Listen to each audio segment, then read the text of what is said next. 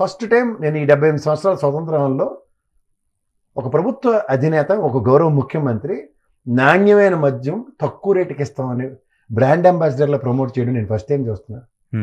గమనించారు మీరు?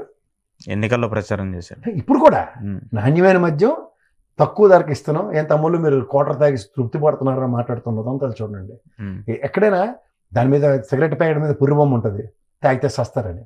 మద్యం హానికరమైన బాటిల్ మీద ప్రింట్ తీసేయండి సార్. నాణ్యమైన మద్యం బ్రహ్మాండమైన తక్కువ ధరకే మేము ఇస్తున్నాం కాబట్టి తాగి సావండి కంది. తాగి మీరు అమృత భాండాగారాన్ని పెంచుకొని దానివల్ల ఆరోగ్య శక్తి పెంపొందిపోతుంది, ప్రపంచం తెరబడిపోద్దని కొత్త స్టిక్కర్ వేయండి సార్.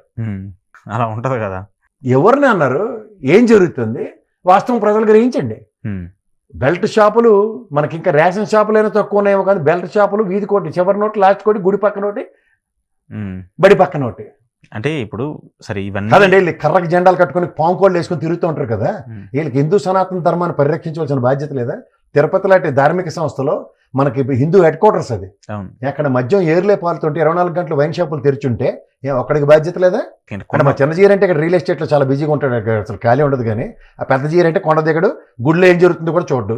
మిగిలిన వాళ్ళ పరిస్థితి